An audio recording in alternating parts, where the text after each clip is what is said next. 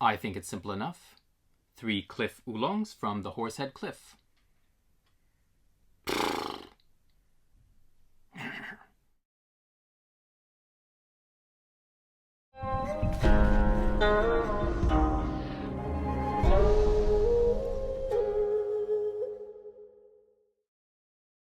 Hello everyone, this is Dimitri from nannuoshan, dedicated to the spread of fine tea and tea culture worldwide. Join me for a look at, or rather a taste of, Matu Yan, the Horsehead Cliff of Wuyishan. It's one of a number of areas within Wuyishan, the tea from which is particularly prized and commands prize-worthy prices. We've recently released a trio of teas from Matu Yan on our shop, and they are some of the most expensive, actually they are currently the most expensive oolongs on our shop, at least at the present time. Beating out even Dongfan Meiren, commonly known as Oriental Beauty. And it begs the question, is there something to this terroir, or is it just all hype? So today we're going to be tasting our way through that question. Matu Yan, and I'm not going to pronounce it, I'm going to try not to butcher the name too much, but tones are shaky at best. Is one of a number of areas in Wuyishan that has historically produced Yan Cha. Wuyishan's very dramatic scenery. There's rivers, there's tall cliffs from which the name Yan Cha or cliff tea comes, and a lot of really beautiful scenery. It's also part of it's also considered a scenic area especially for tourists to go look at. And Matu Yan is one of a number of areas that are named after the shape of a prominent boulder or cliffside, in this case resembling the head of a horse, at least to the eyes of some people. Many of you will be thinking about the term already, if you're into Yan Cha at all, of the protected area or Zhengyan, the true cliff. Matu Yan is sometimes frequently counted among those terms. It has areas with a fairly high elevation for the area, mineral-rich soil. But before getting too obsessed with whether a given area is or is not within the protected area, which has been the definitions for which is a little bit loose and sometimes expanding, I suggest taking a look at Gabriele's video, The Geography of Wuyi Rock Tea, which goes into detail about why some of those terms are not all that they're made out to be, and why it's worth focusing on sometimes other aspects. So I'm not going to go too much into detail in covering history of the. Suffice to say that Matu Yan has been producing Yan Cha for a very long time, historically, and that gives it a particularly special status and allows it to fetch tea from there to fetch really quite high prices. And so our question before us is, how does the terroir make its way into particularly these 3 teas before us today? And to a certain extent, are they worth it? So I'm going to brew all of these up with my taster mug. I have already laid out here a 1.5 grams of each for about 130 milliliters of water, and we'll brew them at 90 degrees Celsius or 195 Fahrenheit for about 5 minutes. Before I do, I'm going to briefly tell you what they are in the first place. I've ordered them roughly in the order that these teas are usually, the strength of which they're usually produced in. Let's put it that way. The kind of, and intensity usually in roasting and flavor notes. On the right here, I have our Matu Yan Wuyishan, a really classic cultivar, either Narcissus or Water Sprites, depending on how you want to translate it. In the middle, I have our Matu Yan Tilohan, the Iron Arhat. And on the left here, my left, I have our Matu Yan Rogui, or cassia, or Chinese cinnamon, by extension, scent, which is its prominent note. And without further ado, I'm going to put them all in, going all in on Matu Yan. And taking note of the time. Oh, it's a good, well, easy time to remember. And we're back. That was very quick for you, I suppose. Anyway, now the 3 teas are brewed, and I want to tell you in the first place about the harvest times for all 3, which are a little bit different. On the right here, the Wuyishan was harvested in 2016. The TEAWARE was harvested in 2021, and the Rogui in 2022. If you're watching this video in the future, by the way, this video is being recorded and should come out in late 2023. So the Wuyishan has had quite a bit of time to mellow out from the roasting and from the processing that it's initially had. The TEAWARE and Rogui a little bit less each. So we have to take that in consideration when comparing the profiles a little bit, but I think it's going to be interesting nonetheless. And should I talk about the prices yet? I think I will taste first and talk shop later. So, to your health. I hope some of you will manage to be able to taste these along with me, because I can tell you in advance, they're quite nice teas. Starting with the Wuyishan.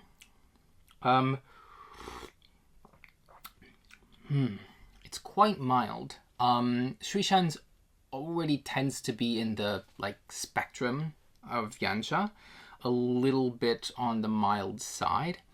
And this one, I said mellow, it's really like chill. I think that's perhaps the most noteworthy thing here. I often talk about flavor profiles, specific tasting notes, or textures, and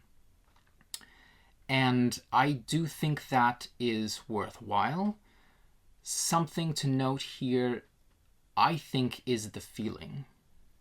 That makes perhaps really the difference. And this, the initial feeling I get, is one of a deep relaxation. It's almost as if I'm not tasting it as much with my tongue, my mouth, and even in the nose, as much as somehow in here in the esophagus or in the stomach. Like it really lands, and I feel, this is very subjective, very relaxed from the whole thing. There are some notes that are coming out to give you an idea of what it tastes like, other than fairly clear and clean in flavor. There's a bit of spiciness. For me right now, a little bit close to ginger, but maybe even a little bit galangal. Again, very, very mild, and some bits of maybe more in the direction of clove or cinnamon. Again, quite light. There is a lovely creaminess to the texture here. I don't personally find that my first association with Yan Cha in general, with Dansong more so, that's frequent. But here it's a delightful surprise.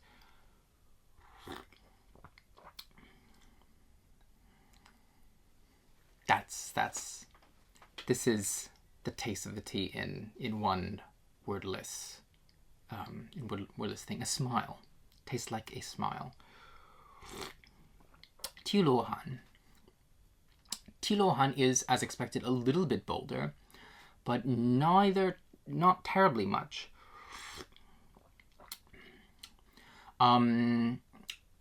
this is what I also recall from tasting it. If this is creamy, this is a little bit brothy, but also very smooth.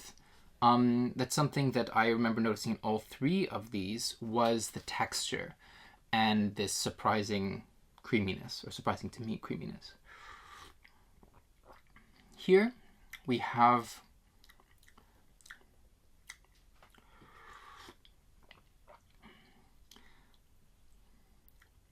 I don't want to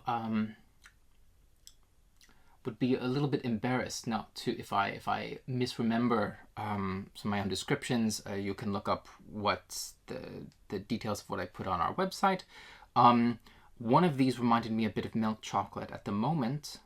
This one's coming out, and I probably should qualify that. I hope that that's clear, that that's a mild flavor. It's not like biting into a bar of, well, whatever kind of milk chocolate you enjoy. There are some nice milk chocolates out there, often dark milk chocolate,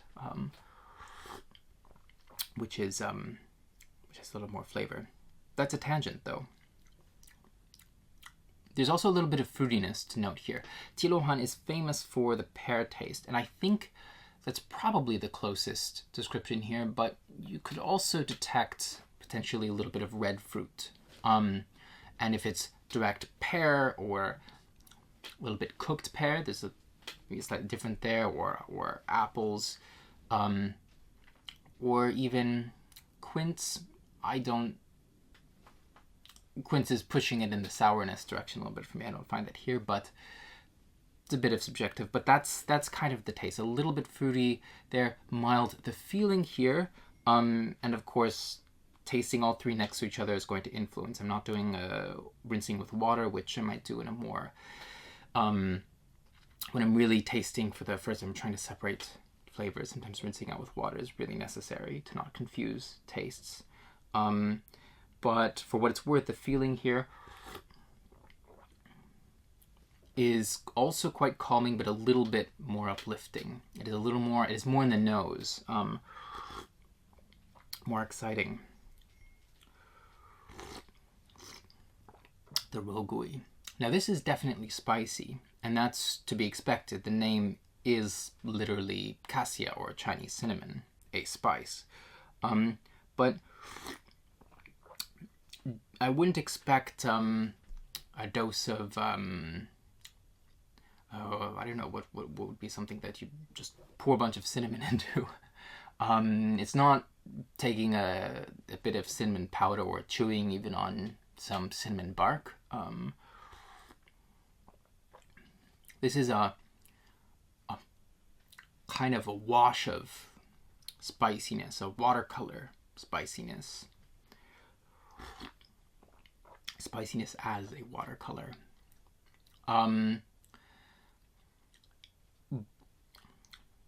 There's also here to be detected a fruity character, rather like the TEAWARE, except here dried fruits more. Think raisins, dried cherries, or even cranberries, currants. Really quite pleasant. In other cases, brewed more gong fu style, and perhaps a little more intensely, the roasting came out, which was detectable in the dried leaves particularly, and resulted in something a little bit more chocolatey. Very pleasant, but not a lot of rogui has a very punchy roast. The ones that I've tried almost too much, a little bit acrid for my taste. This is not that at all, despite the fact that it's only been rested a year. Not that long ago at all, so it suggests it was given it was well roasted, in the sense of it's done well, not over roasted. Been a mild roasting that's brought out the best perhaps of this character. It's also kind of soupy, a little soupy more than creamy in this case, at least right now. So we have here Yan Cha, which is they're all extremely mild, subtle, and yet bring a kind of are both calming, but also I would say a little bit energizing. Now going on after the third one, I start to feel a little like warmer. People talk about that frequently when with regards to Yan Cha, and in other cases the feeling is the most important. And I think where some other ones really make you notice the taste, and particularly like a roasting taste or even a sweet taste, I rather like a kind of burnt sugar or brown sugar that comes out in some Yan Cha. Here it almost forces you to notice the texture and the feeling. I find them really fantastic.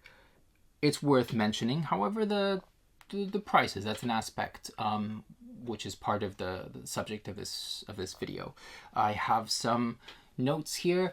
Let me see. Our TEAWARE is €66 or $73 for 50 grams. It's quite a bit. It is more than €1 per gram, which is many people's threshold for a very expensive tea. It's more than double the price of some of the other Yan Cha that we have on offer, or at least have had on offer. That's out there. Have to put it that way. Okay.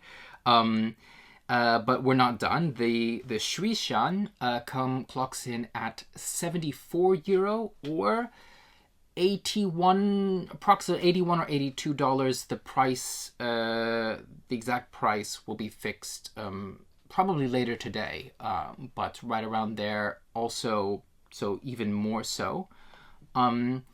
And the Matu Yan Rogui is a full €79 or $87 for 50 grams. So it's really getting up there.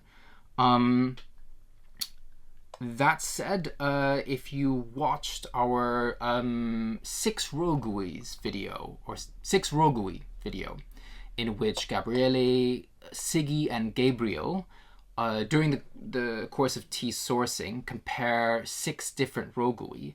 Among the more expensive price category, this was the blind tasted favorite, if that means anything. For the Wuyishan, Gabriele has told me that this is his go-to Wuyishan when he wants the best of the best.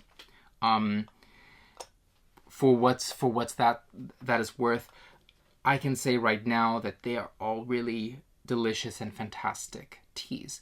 If you consider them worthwhile, that's very much a question of personal opinion.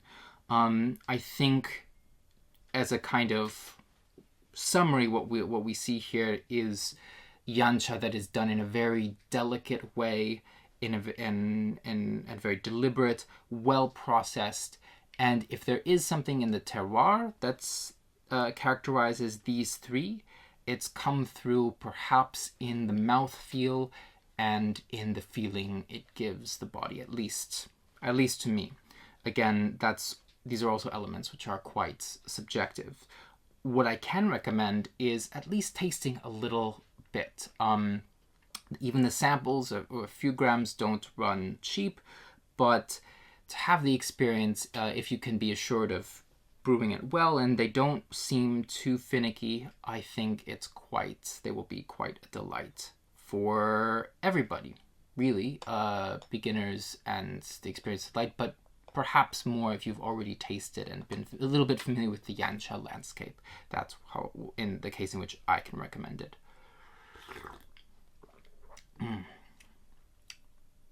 Yeah, that's really something special. Well, I want to thank you for joining me for this tea video, and I hope to see you in a tea video in the future. All right, bye-bye.